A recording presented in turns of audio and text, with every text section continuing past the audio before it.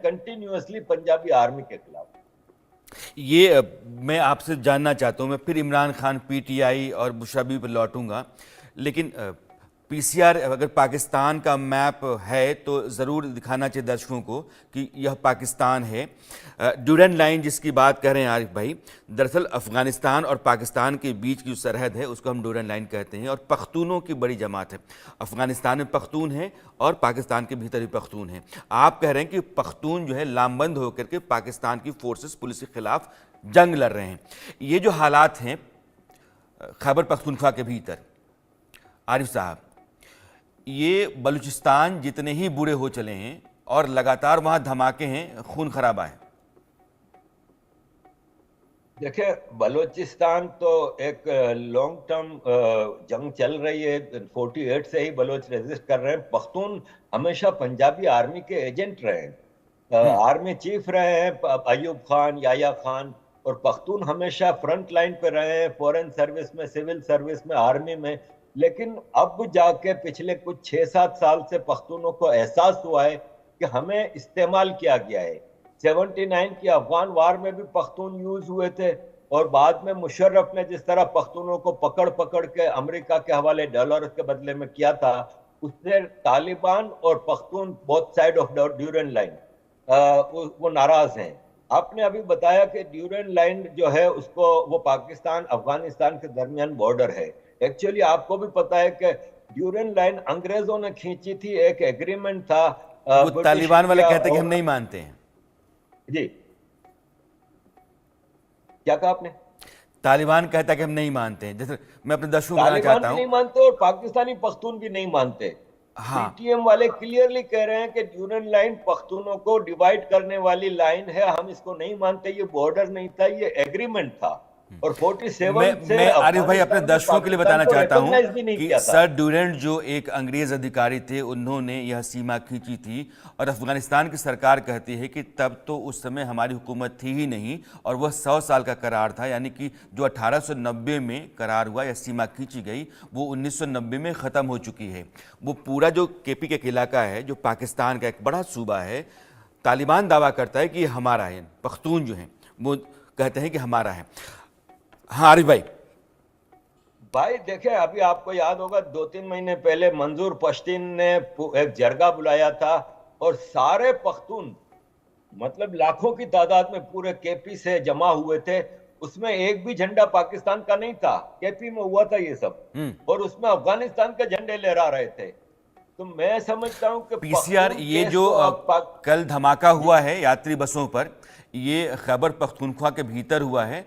आप अगर उस तस्वीर को चलाएंगे तो आपको अंदाजा होगा, जो आरिफ भाई कह रहे हैं तो दर्शक उसको जोड़ पाएंगे किस तरीके से वहां हालात बिगड़े हुए हैं। जी आसिफ भाई, आरिफ भाई। जी, जी देखें, खैबर पख्तूनख्वा में तो रेगुलरली चीजें हो रही हैं। अब कल कुर्रम एजेंसी में जो मार दिए शिया, ये ऑर्डर ऑफ द डे है।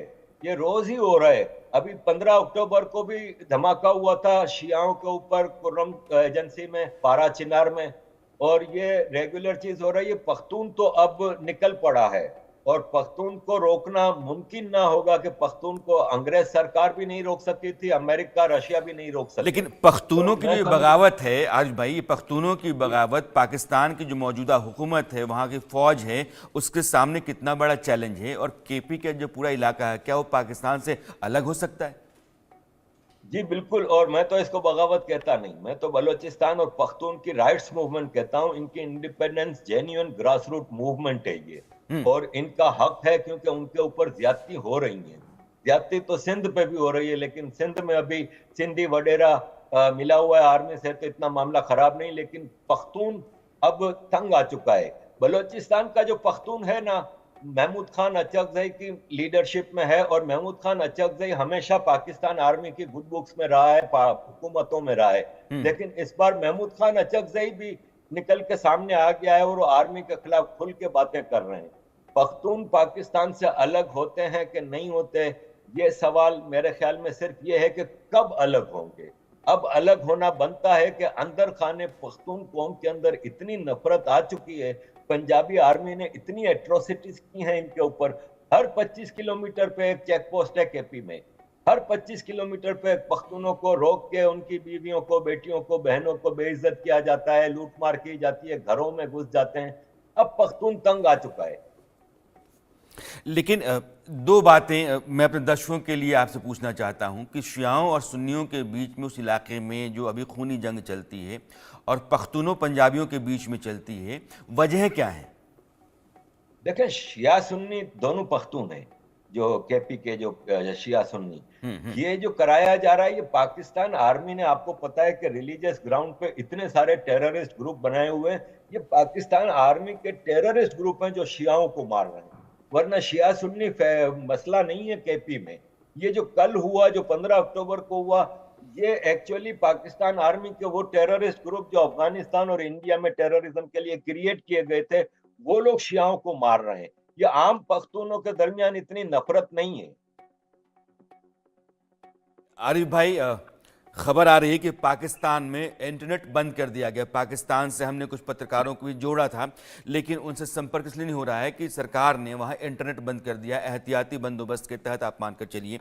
अभी आप केपी की बात कर रहे थे, बलूचिस्तान भी एक उबलता हुआ सूबा है वहाँ, और वहाँ लगातार कुछ न कुछ बड़ा खून खराबा होता रहता है। बलूचिस्तान कितना उबल चुका है और बलूचिस्तान के पाकिस्तान से अलग होने के आसार कितने बन गए हैं आपके लिहाज से? देखें, बलूचिस्तान का सिर्फ एक मसला है कि बलूचिस्तान में डिविजन्स पैदा कर दिए हैं आर्मी ने। बलूचिस्तान में यूनिटी नहीं है। बलोच जो लड़ रहे हैं अपनी आज़ादी के लिए, वो मुख्तलिफ ग्रुप्स आपस में यूनाइटेड नहीं है। अगर ये यूनाइटेड होते, जैसे बंगाली यूनाइटेड थे मुजीबुर रहमान की लीडरशिप में, तो आसान था किसी के लिए भी डील करना। आज बलूचिस्तान अमेरिका को, चाइना को, सबको चाहिए। वो तो आसान है उनके लिए कि वो बलोचों से डायरेक्ट डील करें, लेकिन किससे डील करें? तो बलूचिस्तान की आजादी तकरीबन रेडी है, लेकिन उनकी आपस में यूनिटी नहीं है ना, वो मसला है। और मेरी कई बलोच लीडर से बातचीत होती रहती है। मंडे को ब्रिटिश पार्लियामेंट में बलूचिस्तान के हवाले से एक कॉन्फ्रेंस हो रही है, तो मेहरान मरी हैं जो नवाब खैर बख्श मरी के साहबजादे, वो उसमें स्पीकर हैं, उनसे मेरी बातचीत होती रहती है। उन्होंने कहा कि हमारे कई म्यूचुअल फ्रेंड्स हमारे दरमियान यूनिटी पैदा करने की कोशिश कर रहे हैं। अगर खान ऑफ कल्लात या कोई एक बलोच लीडर आ जाता है सामने एज ए लीडर, तो मैं समझता हूं बलूचिस्तान की आजादी आसान हो जाएगी। फॉरेन पावर्स भी बलूचिस्तान के साथ कोऑपरेशन करेंगी। ये जो एक सवाल आता है कि सीपीईसी जो चाइना पाकिस्तान इकोनॉमिक कॉरिडोर है, एक बहुत बड़ा हिस्सा बलूचिस्तान से गुजरता है, ग्वादर पोर्ट तक जाता है, और चाइना की फोर्सेस भी अब वहाँ पहरा देती हैं, और बलूचों को लगता है कि ना तो उनको काम मिला, ना उनको उस इलाके में कोई फ़ायदा हुआ, और यह पूरी तरीके से बलूच का एक्सप्लॉयटेशन है, बलूचिस्तान का है। यह सीपीसी जो है, उनके भीतर जो गुस्सा है या बगावत है, उसको भड़काने में कितना बड़ा रोल है इसका?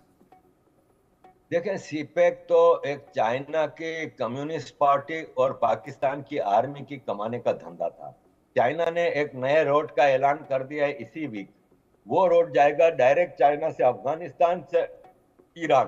तो ये सीपेक का अल्टरनेट इन्होंने पैदा तो कर लिया है।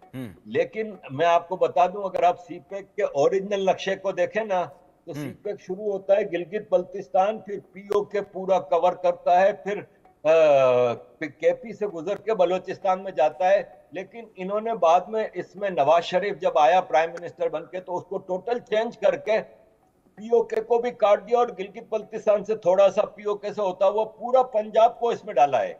अब सीपेक से जो रोड और रेलवे नेटवर्क निकलते हैं, वो गांव-गांव की ब्रांचेस भी निकलती हैं, तो उसका फायदा पंजाब को हो रहा है। ना सिंध, ना बलूचिस्तान, ना केपी को फायदा है इसका। ये जो हिंदुस्तान के दर्शक हैं, उनको पाकिस्तान समझने की बहुत ही आसान है। आरिफ